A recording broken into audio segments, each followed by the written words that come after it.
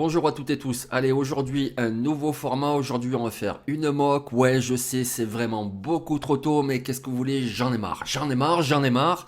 Voilà, j'attendais rien de cette saison. J'avais fait la preview sur Touchdown Actu. Des fans des Raiders m'avaient dit que j'étais trop dur parce que Minshew avait été bon avec Indianapolis l'année dernière. On m'avait dit, ouais, mais la défense, t'as vu l'année dernière, elle était bonne. Et puis en plus, il y a Wilkins, etc. Mais franchement, j'étais pas aussi optimiste. Et puis, ben voilà, on le voit. Ouais, on a gagné à Baltimore. Ouais, je me demande comment.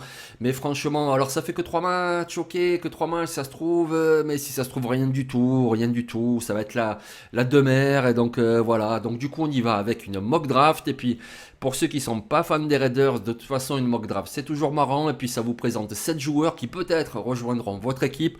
Donc, écoutez, on y va. Et puis, on s'amuse. Et puis, allez, c'est parti.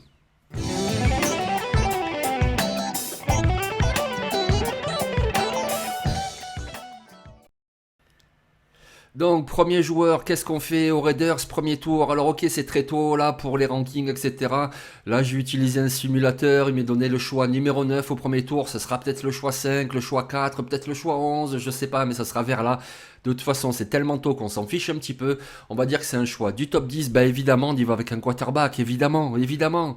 Je dirais, Eden O'Connell n'avait pas énormément montré, moi je trouve, l'année dernière. Gardner Minshew, ouais, moi je l'aime bien, le moustachu, franchement, il a un style et tout, machin. Mais on parle de gagner des matchs en NFL. Et donc là, ça ne le fera pas, donc on y va avec un quarterback. Et on y va avec ce monsieur, avec le fils de Primetime, avec Shedeur Sanders de Colorado. Voilà, pour l'instant, évidemment, la saison universitaire est encore longue, et puis après, il y a le process, donc on ne sait pas encore le ranking des quarterbacks, on verra bien. A priori, pour l'instant, il y en a 4 qui pourraient partir dans le top 10. Voilà, donc vous avez Jalen Milroe d'Alabama, on a fait une petite vidéo sur la chaîne il y a quelques semaines, vous pouvez aller la voir. On a fait Quinn Evers aussi de Texas, et puis il y a Carson Beck de Georgia, et puis donc il y a Shedeur Sanders.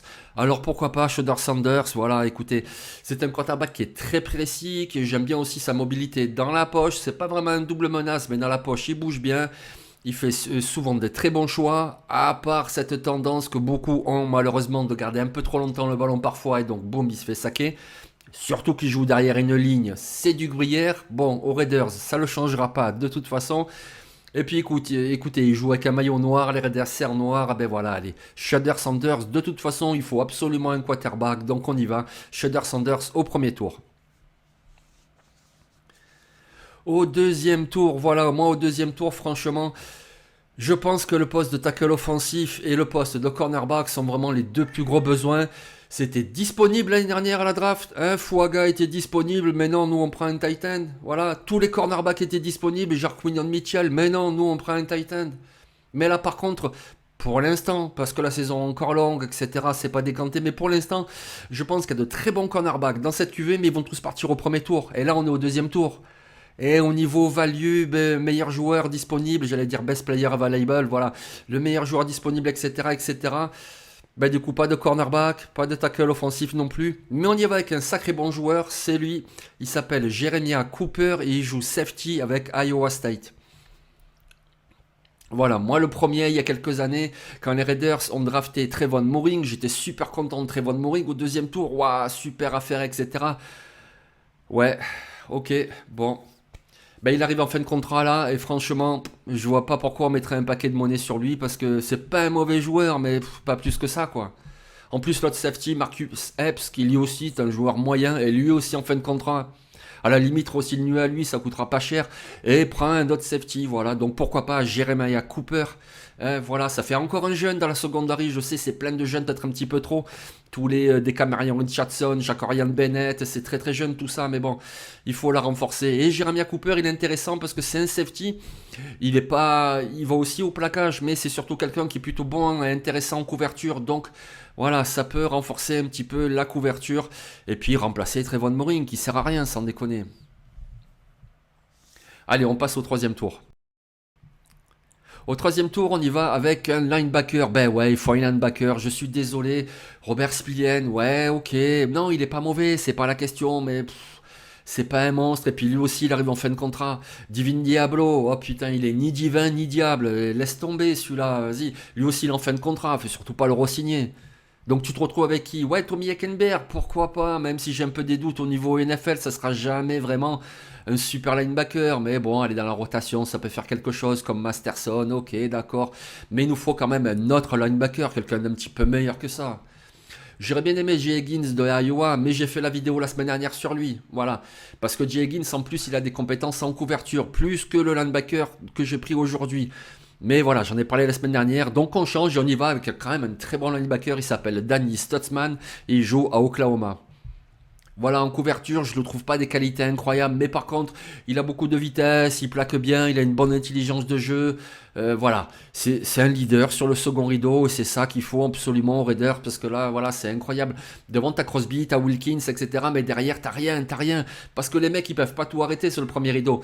Donc, il te faut des gens sur le deuxième rideau pour un petit peu intervenir. Ben voilà, Danny Stutzman d'Oklahoma, ça serait plutôt pas mal.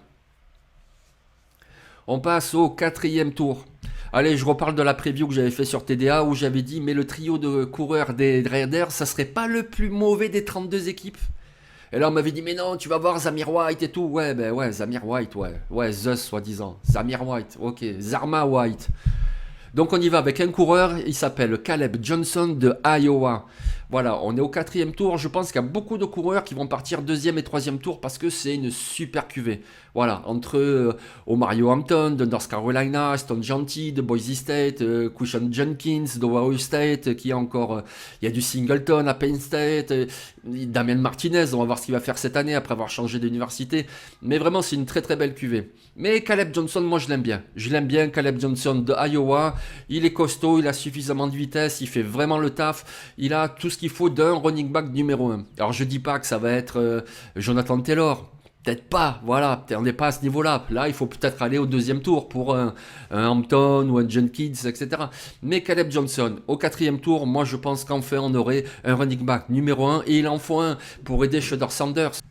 Donc il faut un coureur pour soulager un petit peu du poids de l'attaque. Shedeur Sanders, le nouveau quarterback, et Caleb Johnson, moi je pense qu'il peut devenir voilà, ce running back numéro un dans un comité, évidemment.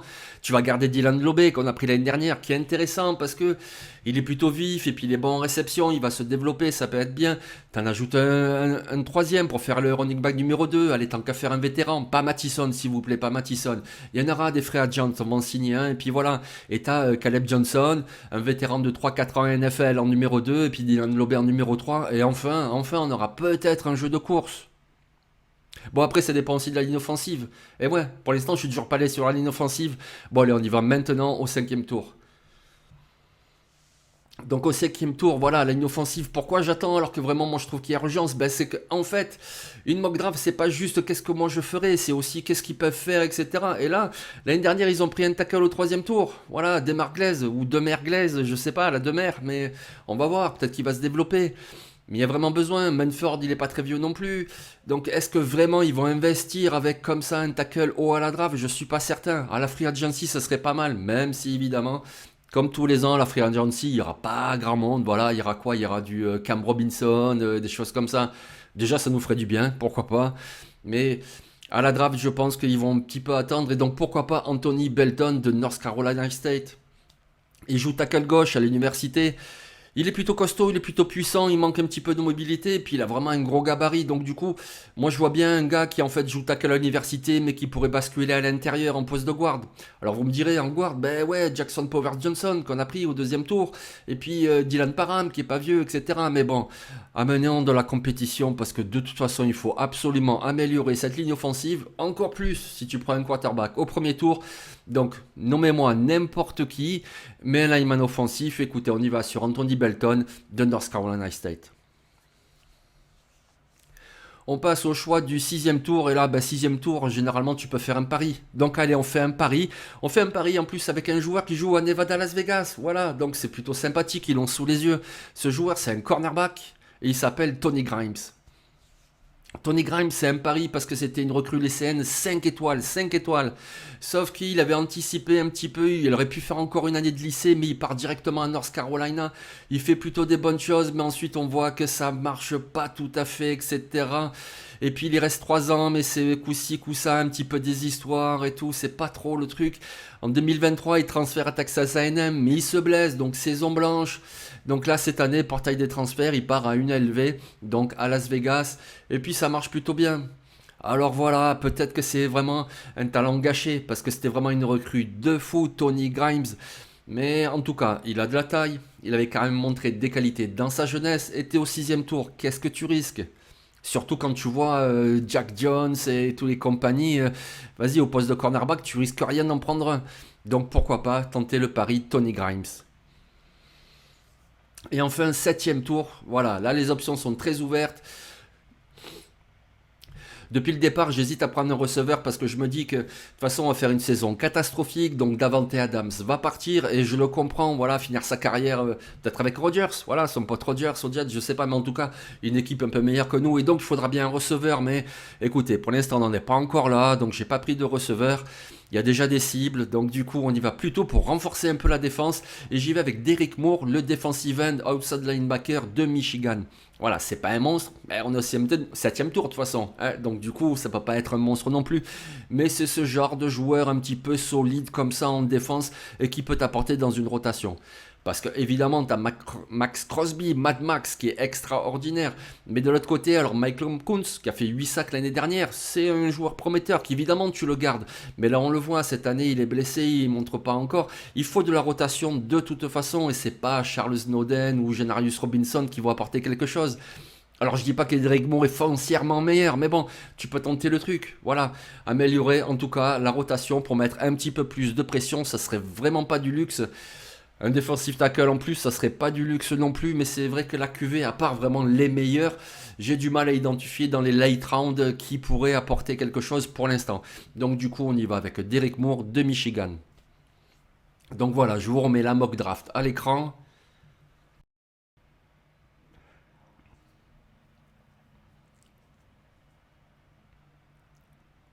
Franchement, je dis pas que ça suffirait pour l'année prochaine. Il faudra aussi une bonne free agency, puis il faudra sans doute au moins 2 ou 3 ans. Mais bon, faut bien commencer. Faut commencer là, les gars. C'est bon, il y en a marre, il y en a marre. Voilà, il y en a marre. Je le redis, j'adore Brock Bowers, je l'aimais beaucoup à Georgia. Mais voilà, il faut arrêter les conneries. Il faut arrêter les conneries. Il faut aller sur les gros besoins, il faut aller sur les postes à impact. Et puis voilà, il faut reconstruire un petit peu cette équipe. Elle est à grande zéro, franchement, c'est catastrophique.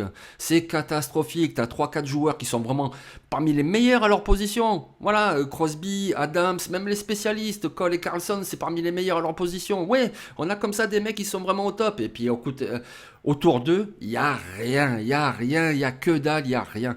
Donc il faut vraiment reconstruire cette franchise. J'espère que Tom Tolesco le fera. En tout cas, moi, je vous ai proposé ce scénario-là. Et puis voilà, j'espère que ça vous a plu. Et puis je vous dis à la semaine prochaine. Et puis la semaine prochaine, on reparlera sans doute d'un joueur, pépite ou pépito, parce que les mock drafts, quand même, c'est un petit peu tôt pour en faire. Mais là, vous avez compris, c'est bon, j'en pouvais plus. Il me fallait faire une mock draft. Donc j'espère que ça vous a plu. Et puis bon week-end de football à tout le monde. Allez, ciao.